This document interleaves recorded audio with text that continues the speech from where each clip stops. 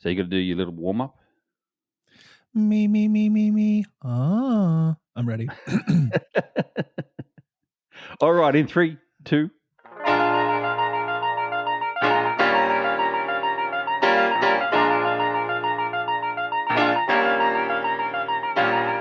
Do you love to travel? Do you love road trips? Do you love finding hidden treasures in towns all over the USA? Hi, I'm Joshua. And I'm Craig. Welcome to Treasures of Our Town. It's the podcast that explores the unique and charming towns scattered throughout the United States. Guided by our love for location-based games like geocaching, join us as we venture into some of the country's most intriguing destinations, uncovering hidden gems and local secrets along the way. And on today's episode, no guests. It is just Josh and myself. That's it. But we're going to get... Josh, we've done some research and we've done some virtual research and our own physical research as well about the top 10 Adventure Lab locations in the good old US of A. Yes, I'm excited. I like it.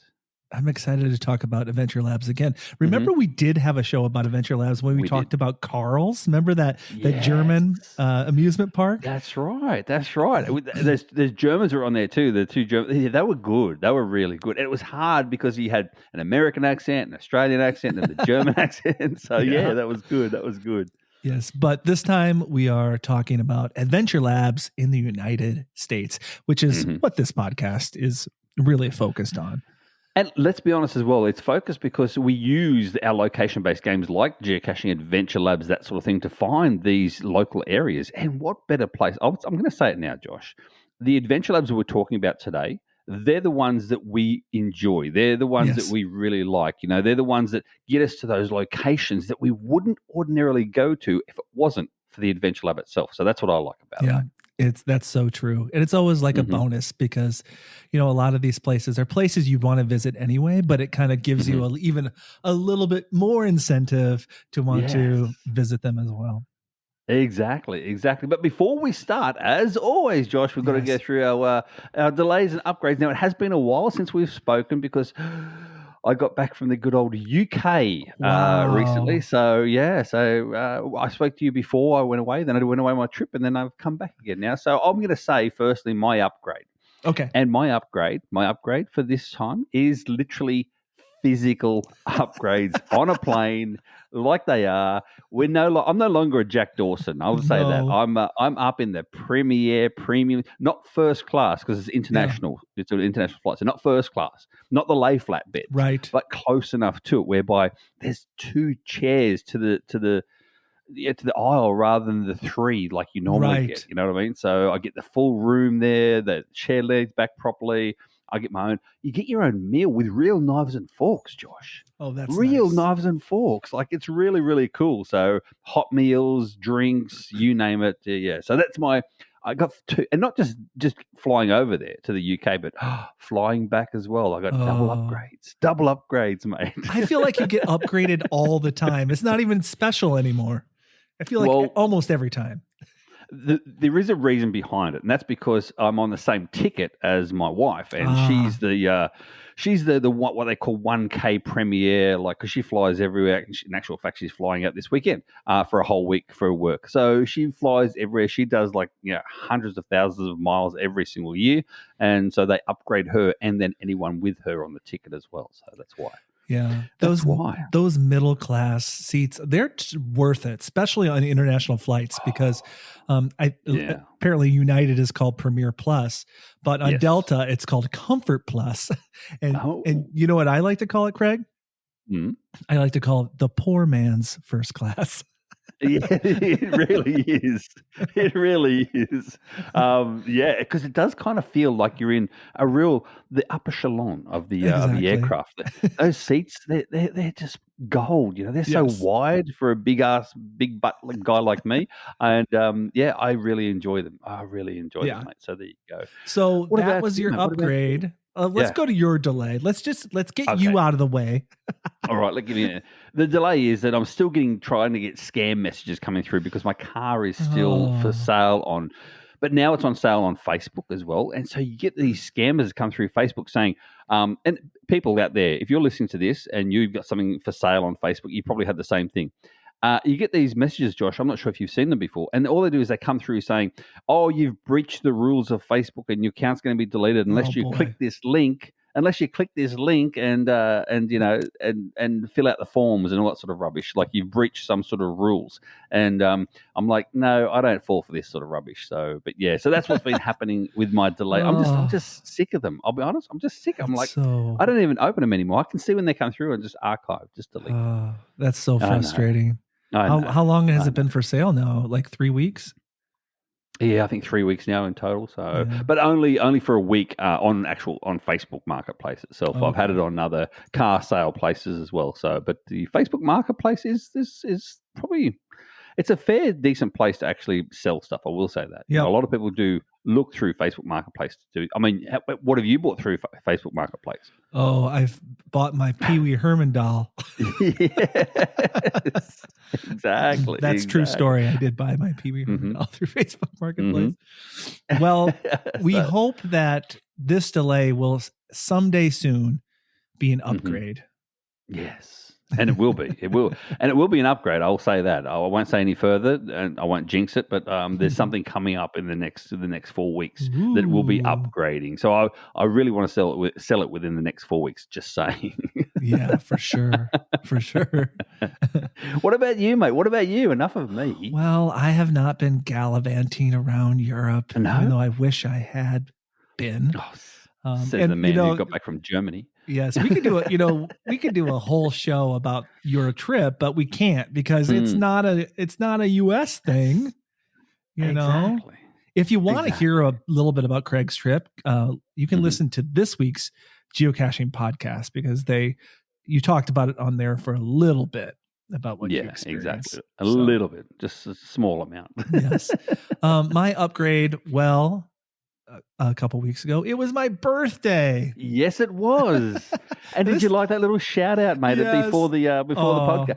It was actually on the podcast release date too. I know. That's how cool that was. Yeah, I downloaded the podcast because I always listen to the podcast when it comes out because I like to listen to what we said and relive it. And it was that very morning on my birthday. I went to my car ready to commute to work, and there's your voice wishing me happy birthday. So that was really cool. So, and I just want to thank everyone who reached out to me and wished me a happy birthday on like different social media platforms. That made my day. And my birthday was on a Monday. So, Monday, I don't know. So the following weekend, which was last weekend, Minnesota boy and I, Tim Larson, who we've had on the show you all know, we decided, like he was home and I was like, hey, what are you doing? He's like, no, I'm just kind of hanging out at home. And I was like, hey, you want to do something? And we thought like, are there any adventure labs you want to do? And he's like, no, I don't think so. And he was geocaching in the morning. And I said, hey, you know where I wanted to go for my birthday was this new place that they opened in Minneapolis called Putt Shack. Craig, have you heard of Putt Shack? Well, only after your messages towards me saying, look where we are drinking beer and playing putt golf or mini golf, whatever you want to call it. So that's the only time I've heard of it. Yeah. Okay, Putt Shack. It is a national chain, by the way. So we're not sponsored by Putt Shack, but Putt Shack, if you're listening. Putt Shack is it's an indoor mini golf thing. But get this, Craig. Yeah. The technology is amazing because you don't have to keep score. It keeps score for you. There's like little sensors in the ball and in the putting greens or whatever. And it keeps track of score for you. So you can just have a drink in your hand the whole time and enjoy and you don't have to worry about it and nobody can cheat. And I was going to say no cheating. No cheating. And it was just, we did 18 holes and it was so cool and so much fun. So highly recommend Putt Shack for all your, I don't know, entertainment needs. Or your special days or special events. So that was a ton of fun as I was trying to think, okay, what was really great? Putt Shack. That's my my upgrade for this week. And I love some mini golf. Yeah. quick question for you. I know you do, but in saying that, I beat you hard too when we were down in Florida at mini golf. That's my claim to fame, only because I don't beat you at anything else normally, like, axe throwing and whatever we've heard about. That is sort of shenanigans. I was so good at axe throwing. I was surprising myself. Yeah, you surprised both Tim and I. But speaking of, did you beat Tim? Did Tim beat you? Who won? I won the first round, and he won the second round. And then we didn't have time for a rubber match. So what about overall? What about overall then? Oh, I don't think we looked at overall. Yeah. I think he beat me overall because we were very close the first round. So I think he did win overall, but overall, he got the less strokes overall. Well, actually, it's interesting at Putt Shack. It's a little bit different. They do keep track of strokes, but they keep track of points because there's several things. So there's even if you hit it into a hazard area, it could be minus 20 points. And or if you get a hole in one, you get these bonuses, and it's all point based. It's not stroke based. So that was kind of something different and unique about it. Wow. Yeah. That's really cool. And obviously then as well, because it keeps the scores for you. So there's no cheating. I like it. It was really cool. Next time we're together, we're going to have to look up a Putt Shack. I'm just saying. Oh yeah, we'll for sure have to go to Putt Shack. Absolutely. All right, Josh, we're 11 minutes in now, so we've got to get to it. We're going to talk about Adventure Labs. Now, I'm going to tell you, if people are listening to this, and let's be honest, there may be a couple now listening to this, and they don't know what Adventure Labs are. Yes, that's true. So a quick rundown, people, of what an Adventure Lab is. It is an app on your phone in which takes you to different locations. And this is exactly word for word. I got it from ChatGPT itself. Josh, ready for this? Yes. An Adventure Lab is a type of geocaching experience that allows players to explore specific locations while answering questions or completing challenges at various stages. Unlike traditional geocaches, which typically involve finding a physical container, Adventure Labs focus on the journey and interaction with the environment. Wow. I think that's really good outcome. That is really good. And it is connected to the geocaching account, the official geocaching account. So when you essentially get a find with an Adventure Lab, you also get a find on your geocaching profile, which even makes, for us geocachers, makes it even more of an incentive to do them. We do love our numbers. Now, the key features and the key takeaways are, number one, it's location-based. So players visit a designated area or location, often with historical, cultural, or scenic significance, which is what we like. Number two is a digital interaction. So they use your mobile phone and smartphones on a mobile app to access the clues and answer questions or complete tasks, whatever you need to do at the locations.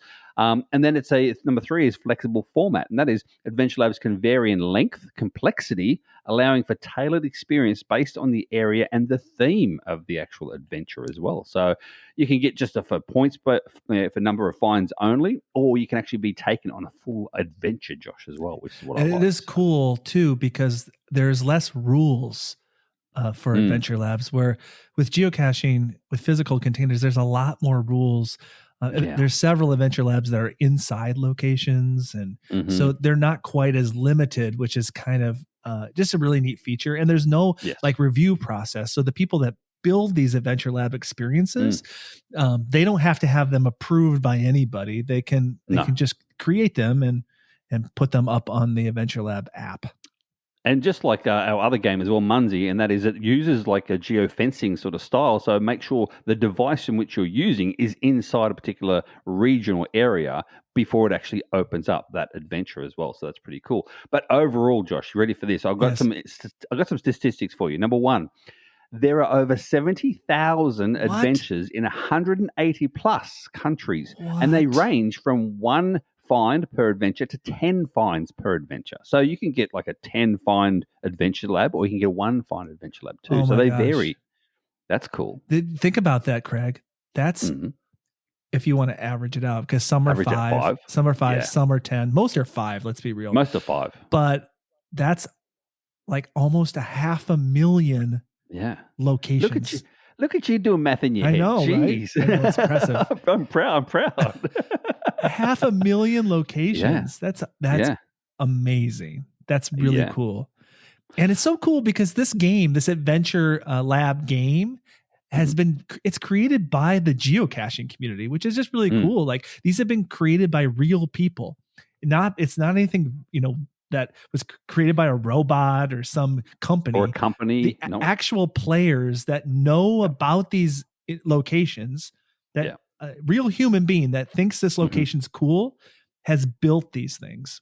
Which I think is really cool. I think people that start like playing geocaching or any location-based game, they just think it's like, oh, it's something that was created like a robot, or it's like, but these were created by human beings.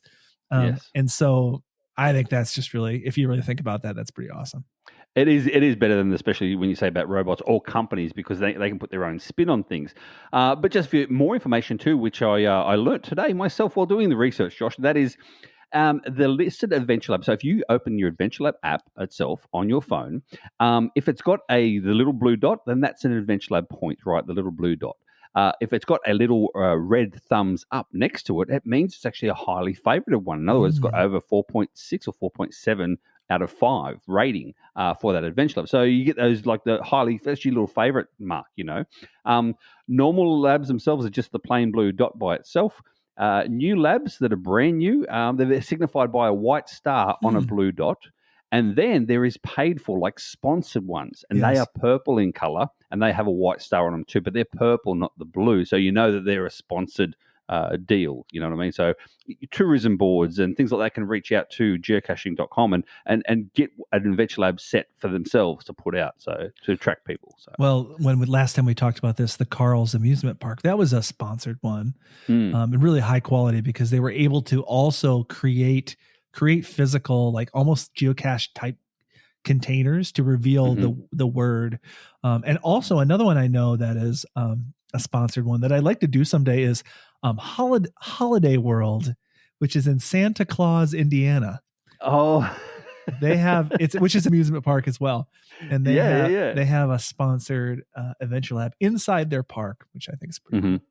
That's really cool. Now, Josh, people might be saying and asking as well, these two guys, what do they know about Adventure Labs? What do they know? I mean? Like, what do they know? Who are they to talk about it? You know what I mean? Let's tell the people themselves our little statistics. Have you got yours ready to go? You have more statistics than I. Yes, because I didn't have full access to the statistic website. Project GC, that's the one. Yeah. Premium member. I am a proud premium member of Project GC.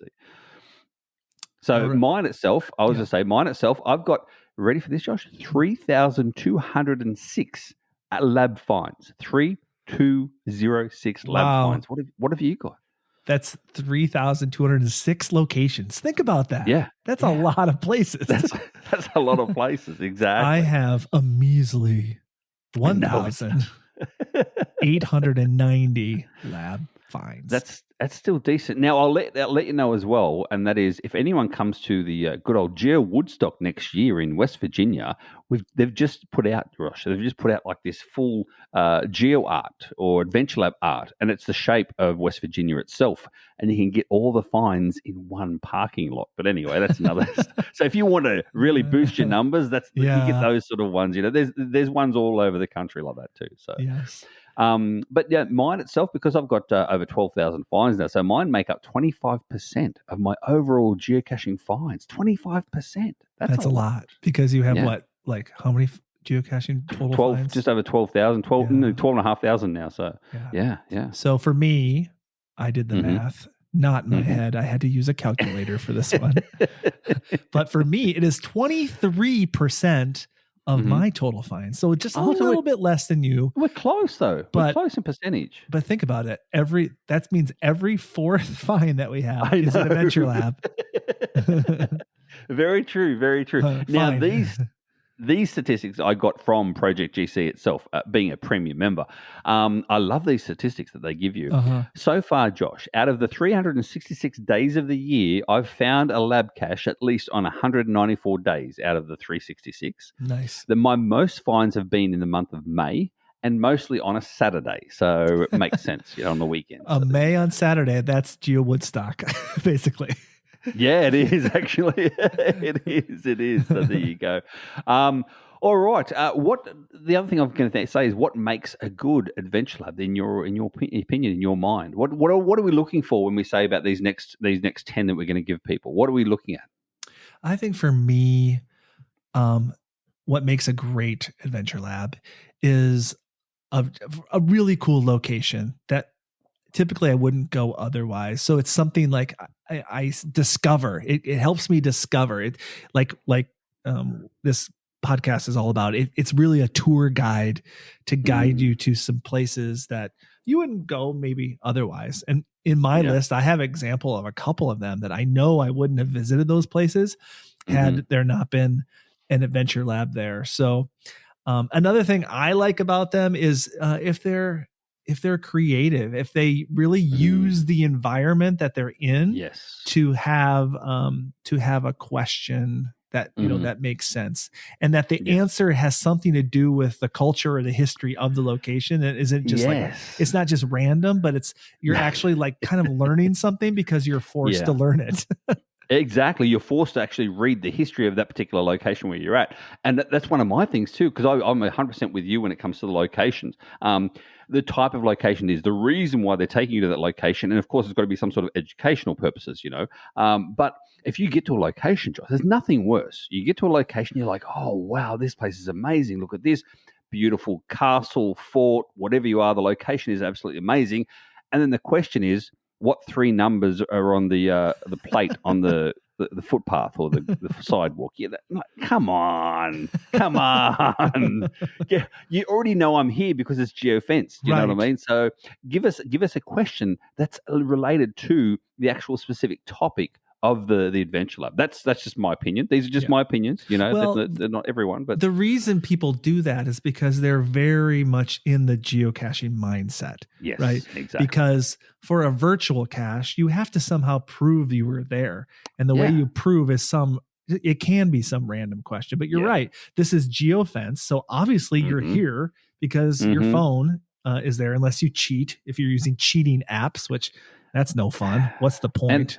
And even still, you can still get away with that by asking a question that's specific to the location in terms of but learning, what I mean, rather than just, the plate on the ground or the numbers on the local power pole, I've seen those quite a bit too. It's like, my phone knows I'm here. Yes, exactly. It's okay. But you're right, though. Yeah, it's created by people that are actually in more of a geocaching mindset. To how to prove that you're here beforehand. You don't need to with adventure labs because of the geofencing. Yep. So that makes sense.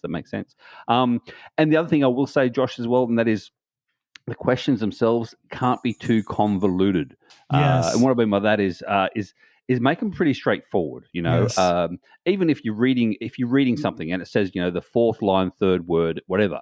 Okay, I'm happy to do that as long as it makes me read and I'm part of it. Not too convoluted, like, what was this person thinking when they did this? It's like, well, I don't know. And then you don't even get the right, because you've got to get the correct spelling, you've got to get the correct punctuation, that sort of thing too. So yeah, you've got to remember, people, these aren't D5s, you know what I mean? You're not difficulty 5s, difficulty 4s. These are supposed to be almost 1-1s, you know what I mean? So it's nothing more frustrating than being at the location, a really cool location, and then you keep on putting in the answer and it just keeps on telling you you're wrong. And a lot of them, like they if they're sequential, they don't let you continue until you've answered it correctly. That's right. And that reminds me, then you got me onto my other one, and that is sequential. I'm happy with sequential. And if people don't understand, what it means is that you need to do one before the other, before the other, before the other, before it unlocks the others. Or the non-sequential ones unlocks all 5 and you can do them in whatever order you want. Put them in non-sequential order unless, Josh, there's a reason to have them sequential. In other words, if you're telling a story and they've got to be sequential for that story, and being sequential makes the person go along a particular path because there might be a bonus cache at the end of it, and it puts them literally where the bonus cache is going to be almost. You know what I mean? Yes. That makes sense. But when otherwise, put it non-sequential so people can just do it at their own pace, So. For sure. So we are going to share our top 10 Adventure Lab locations. Top 10. And for me, Craig, for my 5, we each have 5. I have 5, you have 5. Yeah. I personally have been to every single one of these. I have firsthand knowledge of these Adventure Labs. How about you? Yeah. Every single one of mine. Let me see, because some of them I have. That's okay. One. I'm looking through 1, 2, 3. Yeah, 4 out of the 5 for me. Okay. 4 out of the 5. So, yeah, because I was trying to do that too. I'll be honest with you. I tried to do that as well. Like, because I can then speak for it and, actually from being there, from doing it myself. So, yes, for sure. Yeah. Did you want to go first, mate? And okay, I'll start. Now, as well, these are in no particular order at all for me personally. I'm not sure about you, but mine are in no particular order as such. Or did you put yours in order? I kind of put mine in order. Oh, yeah, you would. My last couple, I think, are. Let me see. He's looking through. Gosh. There are some honorable mentions that didn't make it either. Maybe. How about this? How about we do honorable mentions for the patrons? There you go. Patron only honorable mention. There you go. Yeah, perfect. So, we always love our patrons. Yes. So, we must give them something extra. Okay. There'll be some honorable mentions. I'm going to start with mine now. I'm going to really murder this name of mine. I'm telling you now. I don't know why I picked this one in terms of the name. The name kills me, but I like the style of it. This is the one I haven't done yet. Okay. It's in New Orleans in Louisiana. It is called, I'm going to murder it, Vocari Vampires. I think that's pretty good. Cajun Caches. It's pretty good. It's by Cajun Caches. It's a 5-stage non-sequential. It's currently rated 4.8 out of 384 finds. Now, what people don't understand is that there's 4.8 rating. You've got to get that rating. You've got to do all 5 of these stages in order to be able to rate it. So you can't do 4. You won't you let it rate it. And the 384 are the total number of people who've completed all 5 stages. So that's pretty cool. Yes. Yeah. So what this one's about, though, Josh, basically is it takes you through the vampire, dark, deep history of the New Orleans, and it's more of the New Orleans downtown area. Yeah. So you can imagine it, Josh. You're in New Orleans with all the music and the festival and everything else as well, but then deep down there's a dark side to New Orleans, and these vampires that literally sit there and wait for people to get too drunk, and then they go about and have their way with you. So I can imagine doing this one at night. I'll say that, and it's, as I said before, it's in the downtown French Quarter sort of area. So it looked really, really cool, and I've put this one on my bucket list after researching. Have you been to the French Quarter ever before? No, I had to drive past it this year just gone. Yes, when we went down to Bamarama, remember? Yes. That was the closest I got. Yeah. Yeah, I had to miss it. I had to drive straight past it because I was busy. It is It is a very cool place to visit. And the French Quarter. Bourbon Street is something you have to experience, even though it smells like urine. But you gotta visit once. Once and get all the beads. And the spooky factor too. I don't know if any of the cemeteries are a part of this, but like downtown, not too far from Bourbon Street, are these cemeteries, and they're all because of the elevation of New Orleans, which is very low elevation. All the graves are above ground in these tombs, and you get a tour guide and you can tour these incredible graveyards with like famous people and it's all voodoo and that's cool, creepy stuff. But it's a neat place to visit, and I can see why this one is rated so high. Yeah. All right, mate, go on to your first one now. All right. My first one is, I hate to bring this up, especially as a Minnesota Vikings fan. And if you don't know, Minnesota Vikings, NFL football. But mine is at Lambeau Field in Green Bay, Wisconsin, which is the home of the Green Bay Packers. Oh. The dreaded rival of the Minnesota Vikings. But Craig, I was there for work, and I was really excited because in Green Bay, Wisconsin, we've talked about before the geocache benchmarks. Yes. You and I found one together in Florida. Yes, and in Arizona, we've completed it with Tim. With Tim as well. Well, wait, you haven't completed it because you haven't got this one. No. Okay. No, I haven't got that one. So this is the Wisconsin one, and so I was like, cool, I'll get the geocache benchmark, but I had some extra time, so I was like, I've never been to or seen Lambeau Field, and it is quite a sight to see. It's amazing. It's kind of open to the public. The stadium is. You can walk right, like on a regular. I think I went there on just a Tuesday afternoon. You walk in, and there's just gigantic. The it's the Lambeau trophy, like the trophy that they win when you win the Super Bowl. They have got a giant version of it. It's like the world's largest trophy. And of course, it's an Adventure Lab stage. Mm-hmm. And then outside of the stadium, there are all these statues of obviously like Packer players through history. Yeah. And do you know what I mean when I say the Lambeau Leap? Do you know what I mean by that? No. The Lambeau Leap is like anytime a Green Bay Packer scores a touchdown, they jump into the crowd and the people catch the football player. Oh. And so there's a statue that where you can leap like you can leap into the crowd and the statue people like hold you up. And it's a really, it's like that's a cool photo. Yeah. Cool photo op. And of course that's also Adventure Lab stage. And another cool thing about Lambeau Field is that you can go there on a regular Tuesday and you can tour the whole stadium. Like every night they have the lights on the field. It is like, it's a destination. Wow. So I was just like, this was a moment where Adventure Labs brought me there and I would have probably not checked it out, but I'm so glad I did because I was like, Lambeau Field is really cool. So that's really cool. That's my first one. Lambeau Field, Green Bay, Wisconsin. And you've done it too. Well, my second one, I've done my second one, Josh. My second one is in good old San Francisco, California. And I've been there twice now to San Francisco. The last time I went there is when I actually did this particular Adventure Lab as well. It is a 5-stage non-sequential Adventure Lab. It's called San Francisco Highlights by Mr. Veal. It's got a rating of 4.7 out of 171 fines, so it's fair decent. Now, it's located primarily around the Pier 39, but the locations at which it takes you, it's a good walk. I'm telling you, it's a really good walk. Because hilly, who wants to drive in San Francisco? You do not want to drive in San Francisco. It's very hilly. There's no parking, and the parking there is very expensive. So you're better off walking around San Francisco. I'll say that.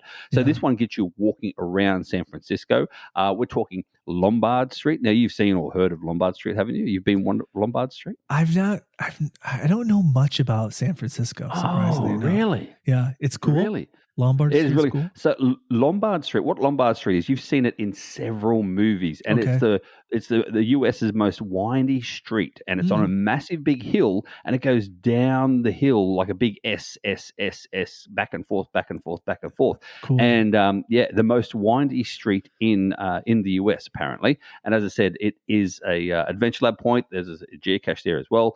But a lot of movies are located on Lambeau Street when they actually come down Lambeau Street.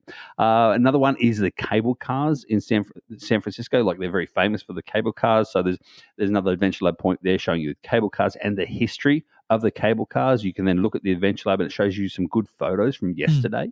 Or no, when I say yesterday, yesteryears, you know what I mean, from back in the day. Oh, totally. And then right at the end, you end on the beautiful Pier 39. If you don't know what Pier 39 is in San Francisco, that's the pier where everyone goes to. You can eat. There's restaurants. There's gaming facilities. There's it's a real hub of all that. But out on the pier itself is where all the seals are. So all the actual seals themselves, the wildlife seals, come up onto the pier and they're all making all their noise and stuff. People are there taking photos. And there's also a webcam cache, a rare webcam cache overlooking the seals. So you get a photo with the seals from the webcam, which is pretty cool too. So, and you got a perfect view on a good day when there's no clouds and fog. Yeah. You got a perfect view to Alcatraz from there too. Oh, wow. Yeah. That sounds really cool. Again, the places it takes you, locations for me. You've convinced me. And you said that you don't need a car. You can walk to all these locations. Yeah, no, exactly. Walk all around San Francisco. You don't want a car in San Francisco. Yeah. It's quicker to walk and costs you less money, and it's good for you. So trying to find parking spots is pretty difficult.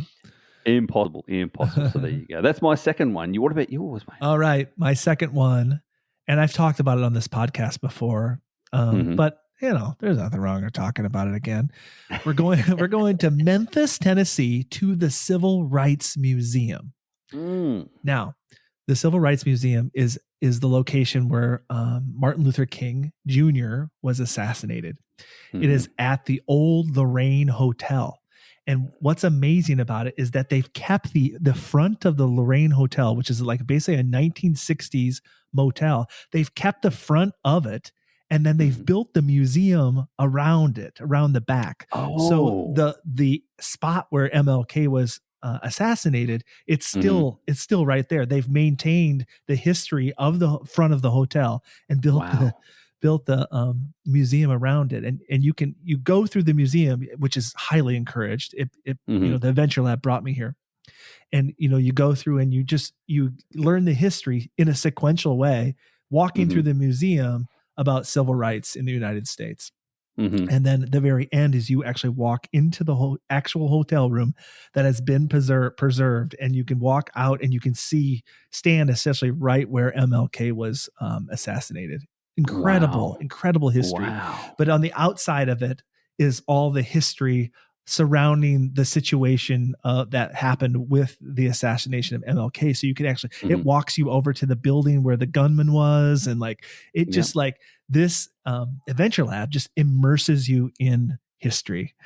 And the Civil Rights Museum is it's unbelievable. It's amazing. It's one of the best museums I've ever visited. And I love I love a good museum. You do. I mean, everywhere we go, people don't know. Everywhere we go, if it's Josh and I together itself, I remember several museums we've been to. The what do you call it? The baseball Hall of Fame Museum. No, the Louisville Slugger. The Louisville Slugger Museum. We've been there. We went to the Rock and Roll Hall of Fame. We even went to the one in Florida. The what do you call it? The Wizard of Oz. The Wizard of Oz Museum. Well. Yes. You dragged me into the Wizard of Oz Museum too. It was okay. It was pretty cool. I thought it was interesting. What I liked about the Wizard of Oz Museum, and that was watching you go through. It was like a kid in a candy store, and I was like, here we go. There's see your big smile on your face, and you were happy. And then we went into that Da Vinci. Remember they had that Da Vinci thing going on as well with the light show, and you were walking the yellow bit. It was very immersive. You were walking you were skipping the yellow yes, road, it was. Actually. But it made for a great TikTok video, that's for sure. It did. It did. So another thing I want to say about Memphis, Tennessee is all the other cool things in Memphis, Tennessee. You got Beale Street, which also, by the way, had a really cool Adventure Lab down Beale Street. You got Graceland. You got Elvis's home, which is, I believe, also an Adventure Lab. And you got Sun Studios, which is where the birth of rock and roll was, where Elvis recorded his first album. So if you love rock and roll and history, Memphis is where to go. So that's my number 2. I like it. I've just got a favorable mention that I'll do for the patrons as well that I just come up with then, because it's not in the US, so that's okay. Okay. All right. My number three is in Washington, D.C., and it's called, now this one here was very unique. It's called Novacon, This Is the Way Adventure Lab. Ooh. Now, when I say about This Is the Way, I mean Mandalorian. This is the way, like the Mandalorian, right? It's a 5-stage. This one is sequential, but there's a reason for it being sequential, because it leads you through a park and then leads you to a bonus cache at the end. There's 4.8 rating out of 5, but there's only 26 finds so far, because as I said, it's a newish one. As I said, it's a Mandalorian. It's a space western 5 years after the return of the Jedi, when the Mandalorian came about. And it follows the adventures of the Mandalorian bounty hunter himself. And just like the Mandalorian, it says, this is what it says in the Adventure Lab, you get rewarded and adventure will be intertwined as you follow the way. The way begins at the posted coordinates for the bonus cache, so read the hint. So there you go. But what it's about, though, for this one, for me, and that is, you go to a particular spot, like the geofence, and it opens it up. You then must watch, Josh. You must watch a YouTube clip it's linked on your phone, and it's the Mandalorian YouTube clip. So you basically get that experience, nice. and it's the storytelling, and then you answer a question in regards to that YouTube clip. So that's the sort of style. And then once you get it right, you move on to the next stage. And again, as I said, it's 5 stages, and each stage has some sort of to do with the YouTube clip itself as well. So I've got a similar one to this, and this is probably why I like it. I've got 2 similar ones to this, but the one here in New Jersey, it's along the Jersey Shore. Now, you remember the TV show, The Jersey Shore? Of course. Yeah, everyone remembers Snooki. that. Yeah, that's the one. What's what's his name? The other guy? I don't know. I didn't really watch it much. I know Snooki. There's another. Anyway, someone tell us anyway. But yeah, the one along Jersey Shore, based on the reality TV show. And it's the same sort of thing as this one, and that is you go to the location, the filming locations though. These are all filmed at the actual. So where their house was, and they picked up the duck phone, where they worked. where they even started fights, in the pub and the bar, whatever they were. And at each one, you open up a YouTube clip, and it's of that particular location. So you can look at like now and then, I love that. And then, you know what I mean? And then you've also got to answer a question from the YouTube clip. Now, mine, though, it's only rated 4.4. Do you know why? Because every New Jersey, people hate the show. And so they're like, I don't want to watch this show again. I'm only getting this at 4.4. So I was warned by Jersey residents before doing this adventure. They go, it's not going to be rated high because we hate the show. Oh, that's funny. No one from New Jersey was in the show. So there you go. I like this because this is in Washington, D.C. Is it just in kind of an average park? Like just there's not much to the park? Yeah. The park itself is pretty an average park, but it's a nice, beautiful park. So they've got like a little lake thing there. They've got like a little waterfall and stuff too. So it's really nice. Yes. So it's a nice walk, even without the adventure lab. You know what I mean? So again, it's one of those things whereby if locals use this park a lot, but if you're not a local, you probably wouldn't know about the park. It's that sort of thing again. Right. But to me, this one here is the immersive experience of the storytelling as you do the 5 stages and end up with a pretty cool bonus that's related. The bonus is related to the actual Mandalorian. So I love that. Again, that's that there to me. It's not just a pill bottle under a lamp skirt. This is actually related to the the Adventure Lab.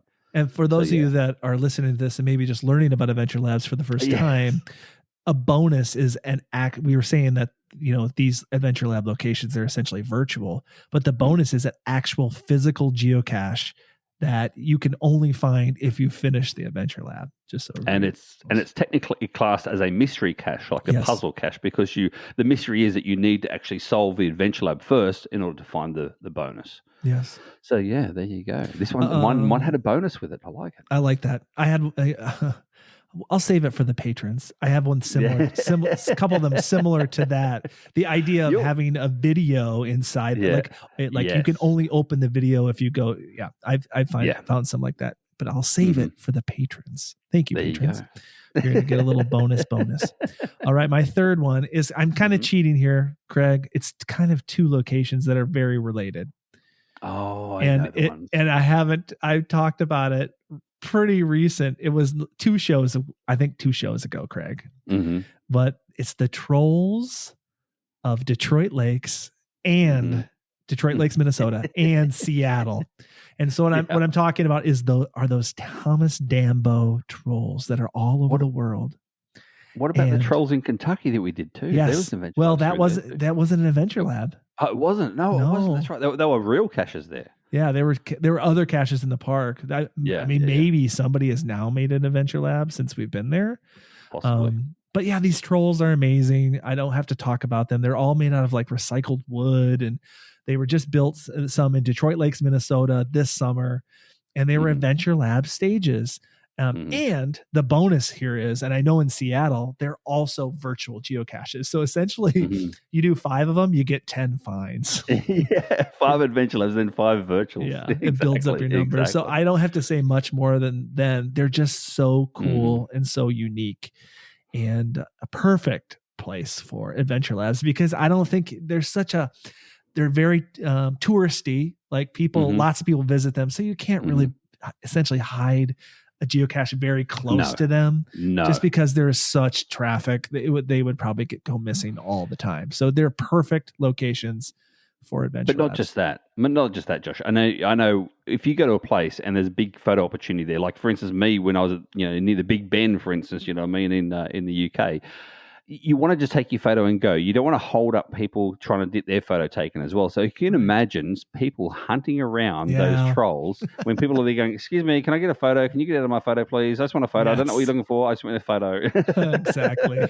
That's so Adventure Labs or virtuals are the best things for those sort of things. So yeah, and they are cool. And again, if people don't know what you're talking about, Josh, you've got a few videos out there in regards to the trolls that we're talking about. Yeah, and I have my Detroit Lakes video. Has not even come out yet, so future.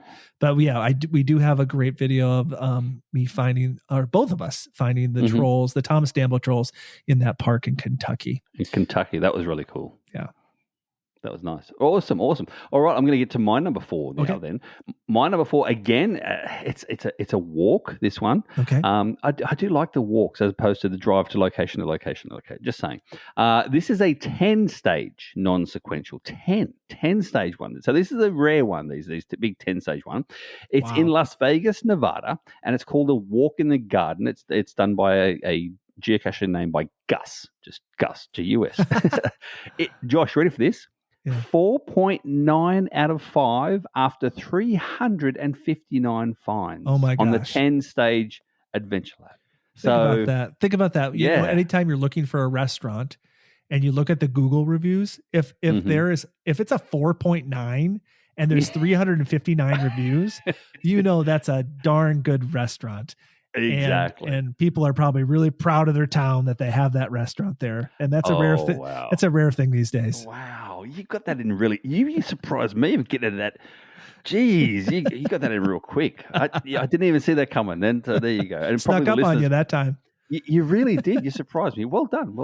Anyway, getting back to this adventure lab, 10-stage non-sequential. It's a short walk through Nevada's largest botanical cactus garden. So it's only open from 8 a.m. to 8 p.m. So there is time frame there, but the largest botanical cactus garden. Now, if you choose to go inside and you get a glimpse of the chocolate making process as well and get free samples of chocolates too. So maybe that helps with the actual points, I dare say. But the garden itself is a beautiful garden. Plus, they decorate it for every single season and holiday. So obviously coming up with Christmas coming up as well. Apparently it's all done now in Christmas themed, that sort of thing too. When I did it was before Memorial Day weekend. So they had it all very, very Americanized. So very the red, white and blue, the stars and all sorts of stuff. So it's really, really cool. And it brings you to a very unique and beautiful location because it's outside Las Vegas, you see. So it's not actually in Las Vegas. It's quite a bit outside. You have to drive there to get to and know that it's there. And that's what I mean. Again, it's one of the places where if you're going to Las Vegas, you wouldn't heard of this unless it was for this adventure lab. It was that sort of style. So again, it's one of those things whereby it brings you to somewhere that you wouldn't normally go to, and you feel more excited by that. Yeah.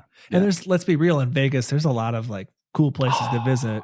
But a lot of times people don't take time to get out of Vegas and explore outside of it. Mm-hmm. I've been to Vegas a couple times and I've wanted to go to the Hoover Dam, but I've just never had the opportunity to get out of town. Yeah. All right, mate. What's your number 4 then? Okay. My number 4, we visited together. It's just such a great memory. We're going to Cleveland, Ohio, because Cleveland rocks, Cleveland rocks, Cleveland rocks. Okay. We're going to the Christmas Story house neighborhood from the movie A Christmas Story. This was incredible, mate. I will say this. And I think we've spoken about this before on the show, about this location and stuff as well. But I will say, I've said it before, I've never saw the Christmas movie at all until I moved here 3 years ago. So for me itself, it was very new. And I'm like you, Josh, I love seeing locations that you've seen on a movie or a TV show. I love that.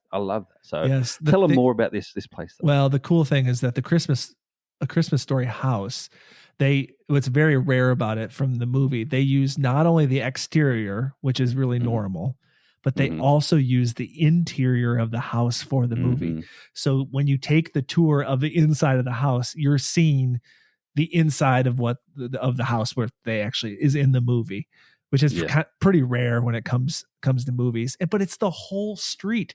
The whole street is now kind of taken over by A Christmas Story. The Bumpus house, their neighbors, that's it's all owned by one person. And you walk up and down the street, and each little location in the neighborhood is an Adventure Lab stop. And let me just say, it has one of the coolest gift shops I've ever been at. Yeah, it does. How many? I didn't even realize there could be so many souvenirs related to A Christmas Story. It was awesome. We have a video that Craig has edited. I put it out, I think last year on Christmas Day. On Christmas. It was your Christmas special last year. Yes. And it's just cool, especially if you love that movie. And most people in the United States have seen that movie a lot, as it's on Christmas Eve, like for 24 hours straight. Exactly. And I would say we have a whole episode about Cleveland. We've talked about this before, but Cleveland, I think, is a kind of an underrated city overall. The Rock and Roll Hall of Fame is there. Some cool restaurants. We found some really cool like sculptures and statues. The hot dog restaurants as well that were there. Oh man, that one we missed out because it was closed. Yes, remember, but we researched it, and people, you could have a hot dog with Cheerios on top. Yeah, like or it was Fruity Pebbles. Fruity Pebbles. Like it was some weird stuff. But we missed out. But, I know. we have to go back in. Yeah, we have to go back. So that's my second. I like it. And one more thing I do like about that one too, Josh, and that is one of the Adventure Lab points as well. Takes you to the local bar area on the corner, and then it tells you, but that local bar was used to actually do all the makeup and the hair and all that sort of thing too for the actual show. So that bar wasn't actually featured in the movie itself, but it was a location because of that's where the staging was for all the actors and stuff as well. So that's really cool. I remember that it told us about the production of the movie, like the behind. It was kind of like a behind the scenes. Yeah, exactly.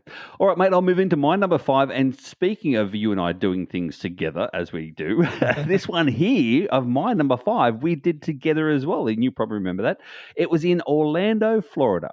It's called Lake Nona Sculpture Garden, and it's by your friend and mine, Cole Cracker 7. Hey. She and the reason why I know Cole Cracker 7 well is because she's a great Munsey player as well. So I know she listens to the show. Prolific Munsey player. So I know she listens, so shout out to Cole Cracker 7. This one here is a 5-stage sequential. It has 4.7 rating out of 84 finds in total. And basically it's a sculpture garden that's designed to let you explore and discover the different sculptures from world-renowned sculptors. Now these sculptures, Josh, and you know, you've seen them themselves. Yeah. There's some that is like there was that big bull area, you know what I mean, that sort of thing.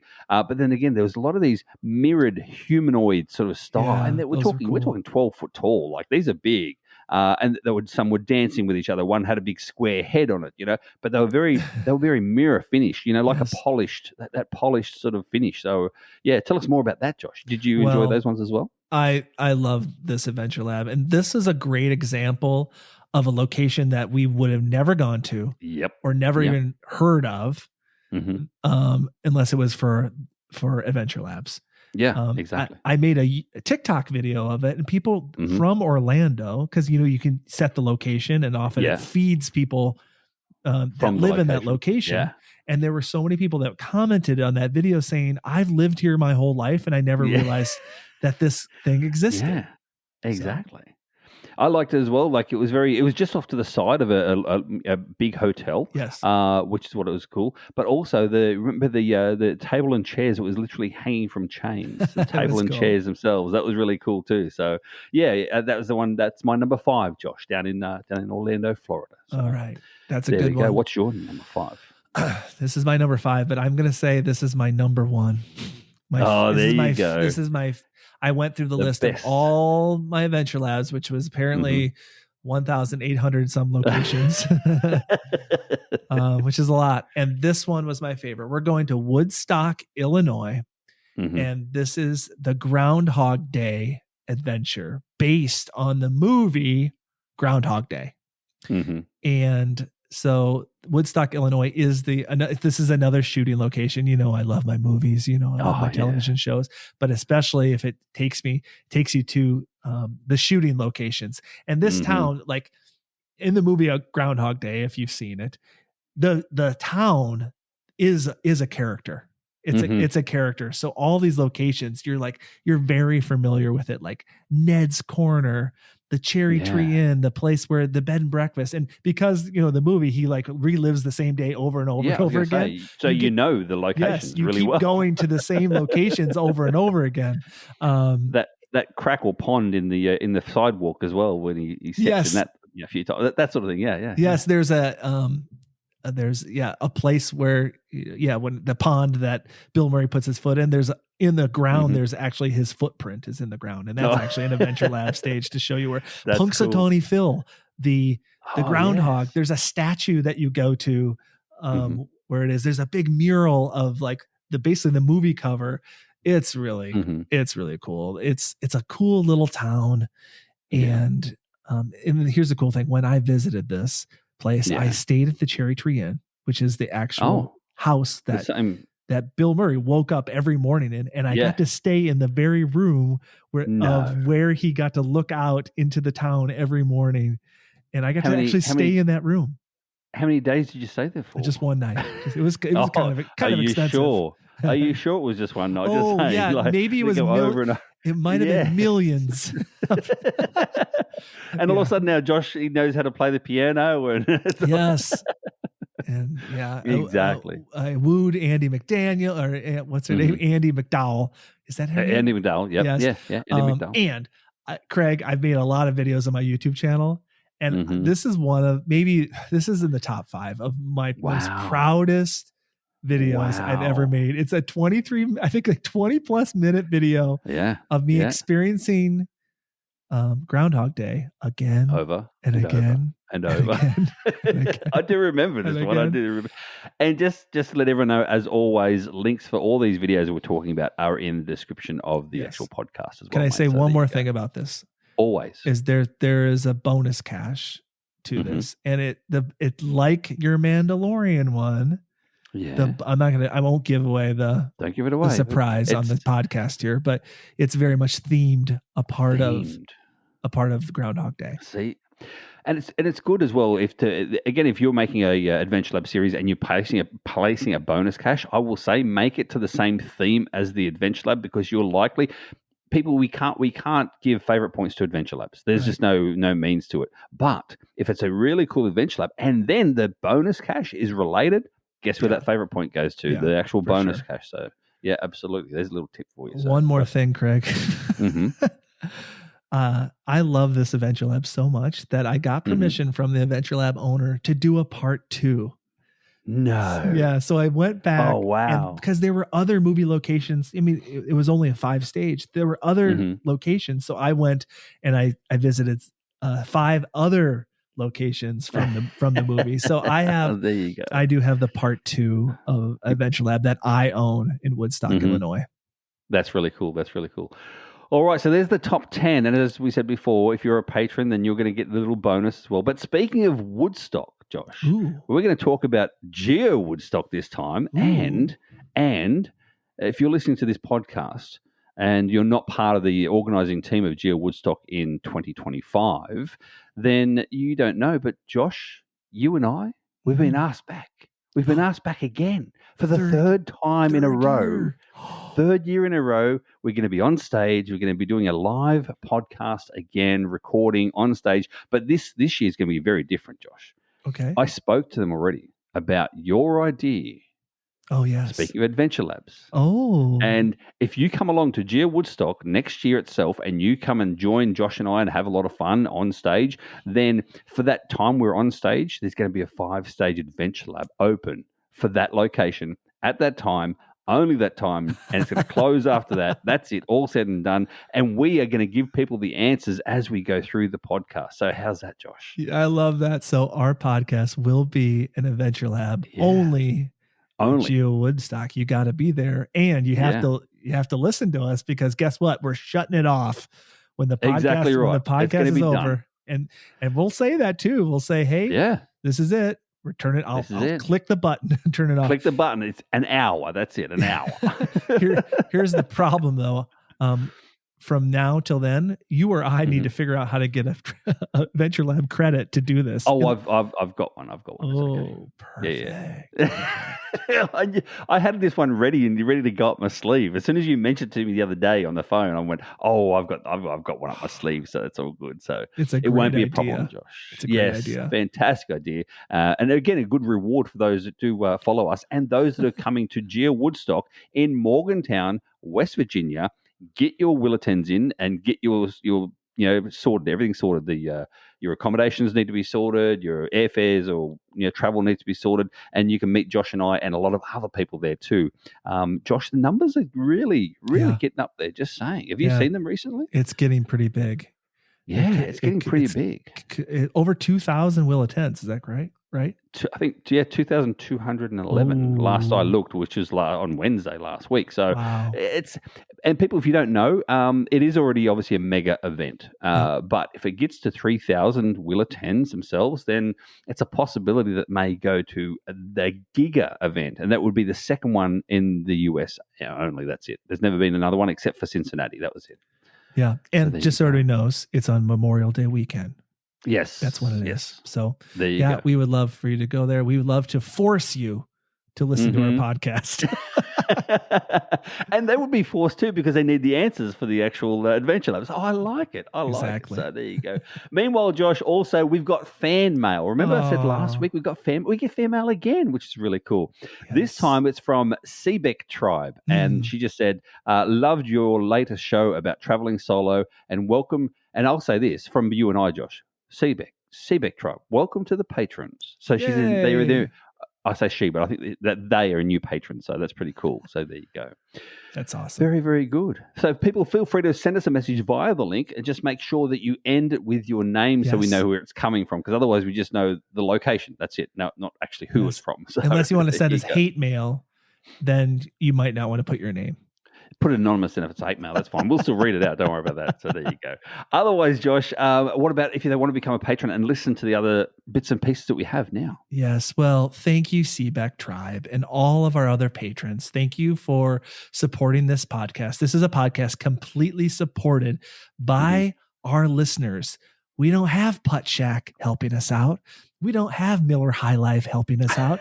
It is only you to help us create better content, keep us going, help us pay the bills that are all associated with podcasts. So please consider joining us at our Patreon. And you can get to it by going to patreon.com/treasures of our town. And there's golden nuggets in there. And right after we're done, Craig and I are going to give you a little bit of bonus content. Exactly. And before we move on, though, to end it, Josh, this episode, I will say that I get, you don't see this because I see it all, it comes through my email address, but I get at least 3 to 4 offers of advertisements in our podcast every single day. Every single day I get offers, 3 to 4 offers every single day to put commercials in our podcast. And each time I go, delete, because we don't want that for our listeners. Our listeners don't want that. They don't know about what brand of soap to buy and all that sort of stuff. They don't need that. They're here for you and I, and they're here for the travel content. So there you go. Otherwise, Josh, how can everyone else contact us if they wish to?